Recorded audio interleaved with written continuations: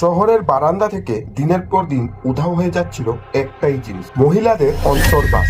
না টাকা না গয়না, চোরের লক্ষ্য ছিল একেবারে আলাদা। 23 বছরের এক যুবক, নাম অমূল, শহরের গলি ধরে হাঁটতো, নজর রাখতো কোথাও অন্তর্বাস শুকোচ্ছে কিনা, দেখলেই চারপাশে ভালো করে তাকাতো কেউ দেখছে কিনা, তারপর চুপিসারে চুরি, আর মুহূর্তেই গায়েব। অবিশ্বাস্য হলেও সত্যি, সে অন্য কোনো পোশাক বা দামি জিনিসে হাত দিত না, শুধু অন্তর্বাস ছিল তার টার্গেট। বারবার অভিযোগ আসায় পুলিশ তদন্ত শুরু করে। রাস্তার সিসিটিভি ফুটেজে ধরা পড়ে সেই যুবক। শেষমেশ ব্যাঙ্গালোর থেকে অমূলকে গ্রেপ্তার করা হয়। তার ঘরে তল্লাশি চালিয়ে উদ্ধার হয় অসংখ্য মহিলাদের অন্তর্বাস। যখন পুলিশ তার মোবাইল চেক করে, সেখানে পাওয়া যায় একাধিক ভিডিও, যেখানে চুরি করা অন্তর্বাস নিজেই পড়ে নানান ভঙ্গিতে ভিডিও করত। সে এই কাজ করার সময় সে এক ধরনের মানসিক আবেগে চলে যেত। আচ্ছা, এমন চুরি আগে শুনেছেন কখনো? কমেন্টে জানাতে ভুলবেন না।